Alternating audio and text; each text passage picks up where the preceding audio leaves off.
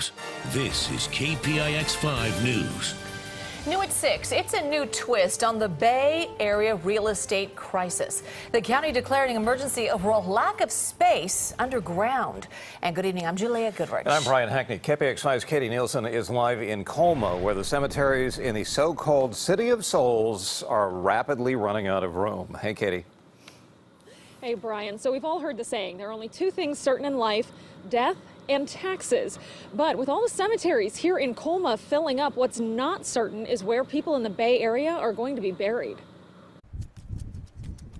We try and come every month. Claudia and her mother have a family plot at Holy Cross Cemetery in Colma, where Claudia's grandmother was buried 14 years ago. All this from here on, it was in there before. Now Colma is facing a housing crisis, not for the living, but for the dead. This should concern a lot of us, because where are we going? San Mateo County Supervisor David Canepa says Colma's living population is around 1,600 people. And with 1.5 million people buried here, the dead outnumber the living 1,000 to 1. It's about dignity and respect and making sure that we take care of those people and we honor their memories. The city of Colma is only 2 square miles, but the majority of it is 6 feet deep. Almost 75% of the town is taken up by cemeteries. Now, that's not even enough space. The Hills of Eternity family of cemeteries have room for about 5,000 more people. Woodlawn has space for 1,000, and Cypress Lawn can hold another 7,500. We just don't have the land, so we have to find those spaces which make sense and are convenient.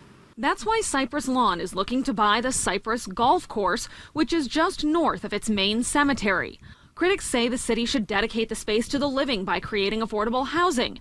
But Canepa says creating space for the dead is equally as important. If we don't have spaces, people don't have a choice, and that can be problematic.